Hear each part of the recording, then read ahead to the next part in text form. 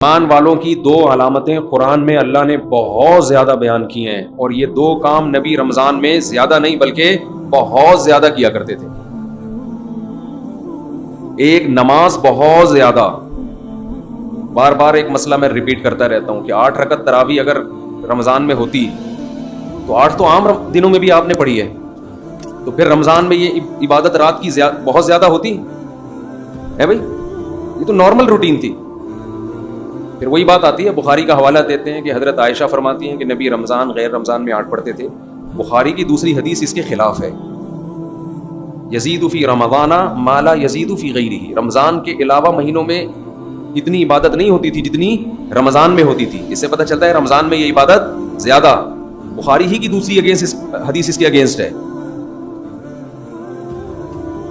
اور اگر آپ کہتے ہیں کہ 8 ہی پڑھنی ہے تو بخاری کی جس حدیث میں 8 کا تذکرہ ہے اس میں تو 4 رکعتیں کر کے ہے، 4 پڑھتے تھے، پھر کتنی پڑھتے تھے؟ 4 پڑھتے تھے۔ کچھ سمجھ میں نہیں آتا۔ مجتہدین کو جب چھوڑیں گے نا، اپنی ریسرچ آئے گی مارکیٹ میں، تو کسی ایک جگہ انسان ٹکتا نہیں ہے، پھر وہ لاتا رہتا ہے اپنی تحقیق۔ تو رمضان میں ایک کام عبادت، جیسے ہم تراویح پڑھتے ہیں تو عام دنوں سے کئی گنا زیادہ نماز کی تعداد ہو جاتی ہے۔ تو نبی نے 4 کام تو کیے لیکن 2 کو بہت زیادہ فوکس کیا ہے۔ ایک، نماز کی بہت زیادہ کثرت۔ تو رمضان میں جتنا ٹائم آپ کے پاس رہ گیا ہے، نماز کی مقدار بولو بھائی بڑھا دیں، اور یہ عزم کر لیں پورے سال انشاءاللہ نماز کی پابندی کرنی ہے۔ جرمانہ رکھیں اپنے اوپر۔ جب تک انسان اپنے آپ کو سزا نہیں دیتے نا، انسان کا بچہ بنتا نہیں ہے۔ دنیا میں کوئی بھی نہیں انسان کا بچہ بنتا شرافت سے۔ یہ دور شر اور آفت کا ہے، شرافت کا نہیں ہے۔ خود سزا دے اپنے آپ کو۔ فجر کی نماز جس دن رہ جائے اس دن ناشتہ بول، ناشتہ نہیں کرنا اس دن۔ دوسرا کام جو بہت زیادہ نبی نے رمضان میں کیا ہے، حضرت عائشہ رضی اللہ تعالی عنہا فرماتی ہیں رمضان میں آپ صلی اللہ علیہ وسلم سخاوت کا دریا بن جایا کرتے تھے۔ قرآن بار بار ذکر کرتا ہے کہ ہمارے نیک بندے خرچ کرتے رہتے ہیں۔ اتنا ذکر کیا قرآن نے کہ صحابہ پوچھتے تھے کہاں خرچ کریں، غریب کیسے خرچ کرے، اتنی ترغیب دی۔ پورے باغ آ کے صحابہ نے صدقہ کر دیے۔ جہاں نماز کا ذکر وہیں اللہ نے صدقے کا ذکر کیا۔ ماہرین معیشت اگر یہ آیتیں دیکھیں تو وہ شاید یہ سوچیں کہ صدقے کا تذکرہ اللہ قرآن میں اس لیے ذکر کرتا ہے تاکہ دنیا سے غربت کا خاتمہ ہو جائے، اکنامکلی مسلمان قوم مضبوط ہو جائے۔ سمجھ لیں بھائی، یہی وجہ ہوگی نا، تاکہ سب دیں اور معیشت میں اعتدال پیدا ہو جائے۔ یہ وجہ دوسرے نمبر پر ہے، اصل وجہ یہ نہیں ہے۔ سمجھ رہے ہو کہ نہیں سمجھ رہے؟ یہ اصل وجہ بولو نہیں ہے۔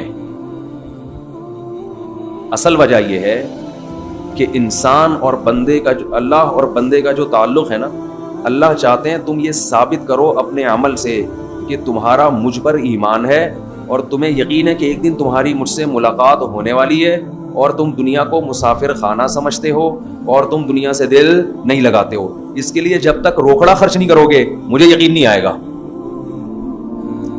بہت مشکل ہے بات۔ اس کے لیے جب تک روکڑا خرچ نہیں ہوگا، اللہ کہتے ہیں مجھے تمہارے دعووں پر یقین نہیں آئے گا۔ اس کی مثال دیتا ہوں میں۔ ایک کروڑ پتی تاجر آپ کے پاس آیا اور کہنے لگا کہ ایک پلاٹ بک رہا ہے، خرید لے، انویسٹ کر لے، پیسے نہیں ہیں ادھار لے کے ڈال دے، 1 کروڑ کا لے گا، میں تجھے قسم اٹھا کے کہتا ہوں 1 مہینے میں 30-40 لاکھ اس کی قیمت بڑھ جائے گی۔ پھر نہ بولنا کہ سودا ہاتھ سے نکل گیا۔ اس کی جگہ جب میں ہوں گا تو میں اسے مشورہ دوں گا، اگر تجھے اتنا ہی یقین ہے کہ یہ 1 مہینے میں 1 کروڑ سے 1 کروڑ 50 لاکھ کا ہو جائے گا تو اپنے پیسے لگا دے۔ کیا خیال ہے؟ اب وہ جواب میں چوں چاں چیں چوں کرنے لگے، اس کا مطلب اس کو یقین بولو نہیں۔ اس کو کسی نے یہ پلاٹ آپ کو پہنانے کا حکم دیا ہے، اس کا کمیشن ہے کہ یار اس کو پہنا دے، یہ سبزی والے بھی اس سے پیسے لے کے بھاگے میں، اور پتہ نہیں کون کون یہ خرید لے گا۔ جس کو یقین ہوتا ہے وہ اپنا سودا جانے دیتا ہے، بعض لوگ کیا کرتے ہیں کہ ہم اسٹیٹ ایجنٹ کو پیسے دیں گے کہ پلاٹ خریدو اور بیچو، تو دے دیں، بہت اچھی بات ہے، لیکن عام طور پہ اسٹیٹ ایجنٹ کیا کرتے ہیں اور بہت صحیح کرتے ہیں وہ، کیونکہ ان کی جگہ آپ ہوتے تو آپ یہی کر رہے ہوتے، جہاں لگا کہ انویسٹمنٹ کم اور پروفٹ زیادہ تو وہ آپ کا نہیں بلکہ اپنا پیسہ لگائے گا اس میں، سمجھتے ہو؟ اور جہاں لگا کہ انویسٹمنٹ زیادہ ہے پروفٹ کم ہے وہاں کمیشن پہ آپ کو وہ پلاٹ پہنا دے گا، اپنا کمیشن رکھ لے گا 2%، 1% جو بھی ہے آپ کو پہنا دے گا وہ۔ سارے نہیں ہوتے لیکن ہم اکثر ایسے ہی ہو رہا ہوتا ہے، جب آپ خود اس کی جگہ ہوتے تو یہی کر رہے ہوتے، تو پھر خود سوچ لو پھر اس میں کون سی ایسی گھبرانے کی بات، وہ کیوں لگائے گا آپ کے پیسے؟ جہاں انسان کو یقین ہوتا ہے کہ یہ مجھے ملنے والا ہے 100% پروفٹ، وہاں کس کا پیسہ لگاتا ہے؟ اپنا۔ اور جہاں خطرہ ہوتا ہے وہاں کس کا لگاتا ہے؟ دوسروں سے پیسے لے کے لگاتا ہے۔ سر ایک بڑا اچھا پروجیکٹ آیا ہوا ہے، بہت بہترین پروجیکٹ ہے، آپ لگا لیں اس میں پیسہ۔ اللہ تعالیٰ یہ دیکھنے کے لیے کہ یہ مجھ پہ یقین رکھتے ہیں کہ نہیں رکھتے، یہ مجھے رزاق جو کہتے ہیں کہ میں روزی دیتا ہوں، یہ خالی پیلی کے نعرے ہیں، ہوائی باتیں ہیں، یا یہ مانتے ہیں کہ رزق کس کے ہاتھ میں ہے؟ میرے ہاتھ میں۔ ان کو یقین ہے کہ ایک دن قیامت قائم ہوگی جس دن اپنے گناہوں کے بوجھ تلے یہ دبے ہوئے ہوں گے، اور اس دن ان کو پتا ہے کہ اگر انہوں نے صدقہ خیرات کیا ہوگا تو اللہ کا غضب اس صدقے کی برکت سے ٹھنڈا ہوگا۔ ان کو اگر یقین ہے تو یہ پیسہ خرچ کیوں نہیں کرتے؟ سمجھ میں آ رہی ہے بات کہ نہیں آ رہی ہے؟ اور خرچ کا مطلب ٹرائی کرنے کے لیے خرچ کیا جاتا ہے۔ دیکھو جس بزنس میں پروفٹ کا آپ کو یقین نہ ہو، امکان ہو، انویسٹمنٹ وہاں بھی کر دیتے ہو، مگر بڑی انویسٹمنٹ بولو نہیں کرتے۔ ٹرائی یار، ایک فائل لے کے ڈال دے یار، ایک فائل لے کے اسٹیٹ ایجنٹ کو کیا بولتے ہو؟ یار سب لوگ خرید رہے ہیں، ہماری بھی ایک لے کے ڈال دے، اتنے پیسے ہیں میرے پاس، 10 لاکھ 15 لاکھ 20 لاکھ 30 لاکھ، کچی آبادی میں بھی لوگ پلاٹ لے لیتے ہیں۔ سوچو 10 20 لاکھ کے انویسٹمنٹ تو کچی آبادی میں کر رہے ہیں، کبھی اللہ کے لیے 10-15 لاکھ کی انویسٹمنٹ کی کسی نے؟ نہیں آئی کھوپڑی میں بات ہے؟ یعنی اللہ کو قرضہ دینے میں اتنا بھی رسک نہیں لے رہے جتنا کچی آبادی میں 10-15 لاکھ کے پلاٹ کا رسک لے رہے ہوتے۔ مطلب اتنا اللہ کے پاس جب انویسٹمنٹ کرتے ہیں نا تو 20 روپے دے دیے اس کو وائپر والے جو آپ کو گاڑی کا شیشہ صاف کر رہے ہیں، حاتم طائی کی خبر پہ لات مار دیں۔ اللہ کے لیے جب انویسٹمنٹ کر رہے ہوتے ہیں تو گھر میں جو راشن آ رہا ہے، انڈے پراٹھے بیوی کو جو کھلا رہے ہیں، اسی میں نیت کر لی صدقے کی، ٹھیک ہے وہ بھی صدقہ ہے لیکن وہ تو آپ کو دینا ہے، وہ تو نو کا آپشن ہی نہیں ہے آپ کے پاس۔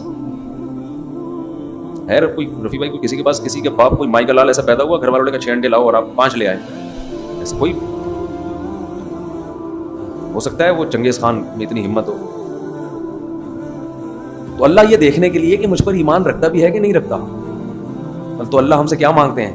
پیسہ مانگتے ہیں۔ اس لیے نہیں کہ اکانومی ملک کی بحال ہو جائے، غربت کا خاتمہ ہو جائے۔ غربت کے خاتمے کے لیے اگر صدقے کا حکم ہوتا تو غریب کو صدقے کا حکم کیوں ہوتا کہ وہ بھی کرے صدقہ؟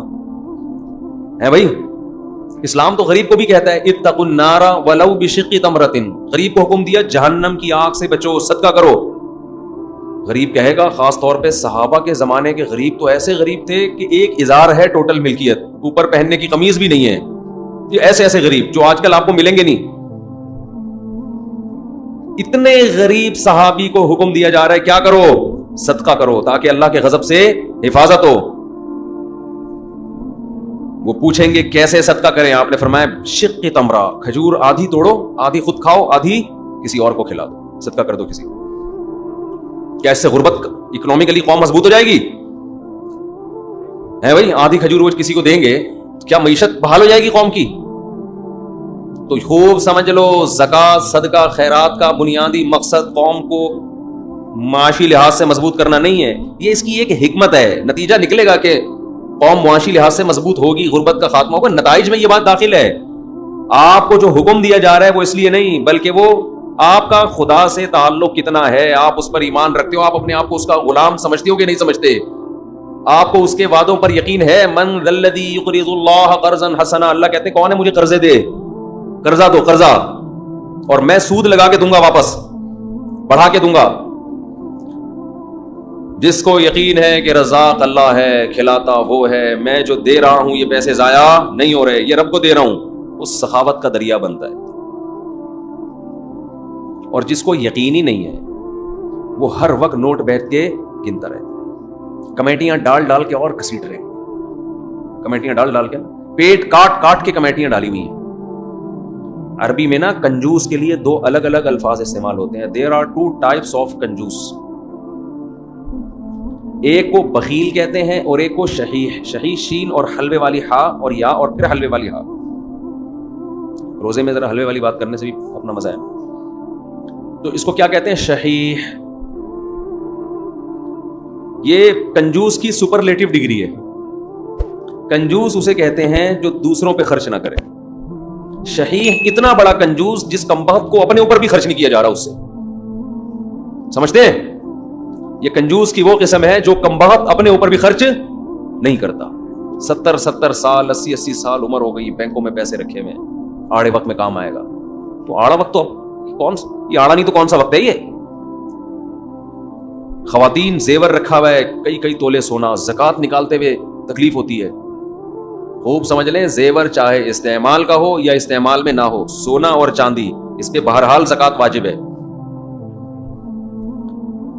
خواتین کہتی ہیں کہ یہ ہم نے آڑے وقت کے لیے رکھا ہوا ہے،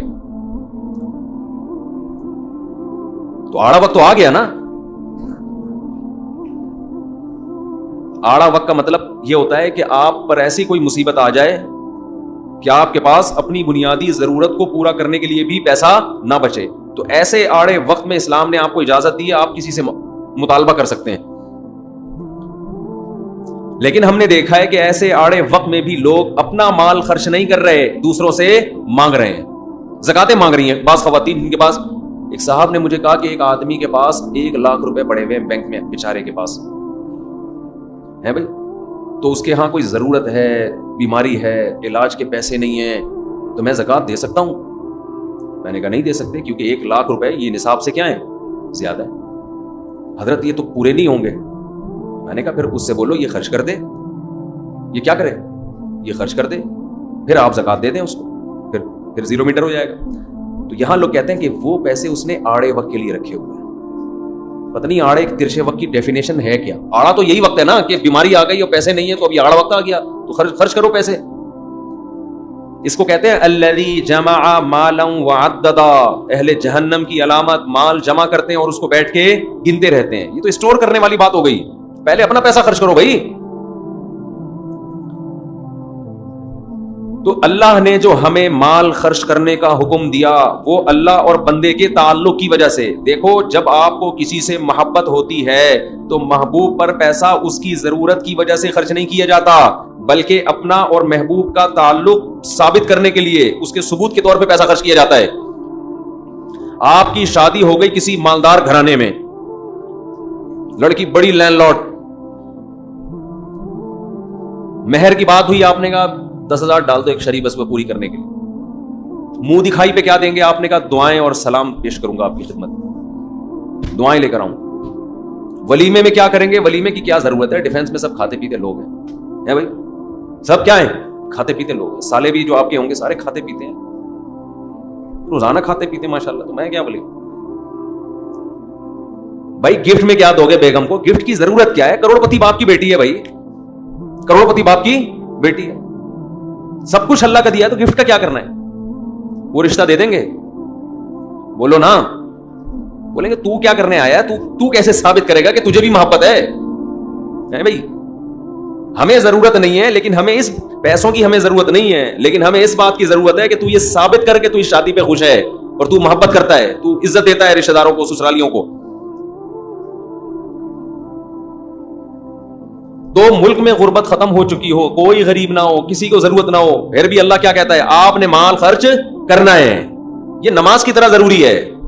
اہل ایمان کی علامات میں سے وہ تلاش کرتے رہتے ہیں اللہ کو خوش کرنے کے لیے پیسہ نکالنا ہے، پیسہ۔ اب آپ ڈرے ہوئے ہوں گے مفتی صاحب اب مانگیں گے چندہ ٹائٹ والا۔ آج کمیٹی نے مفتی صاحب کے ذمہ لگایا ہوگا کہ دبا کے کیا کرنا ہے، تو سب سے پہلے آپ نے گھبرانا نہیں۔ میرا کوئی چندہ مانگنے کا پروگرام نہیں ہے، تو ہم جس طرح سے چندہ مانگتے ہیں نا، اس سے تو ویسے بھی جو دینے والے بھی ہوتے ہیں بعض دفعہ وہ بھی بھاگ جاتے ہیں.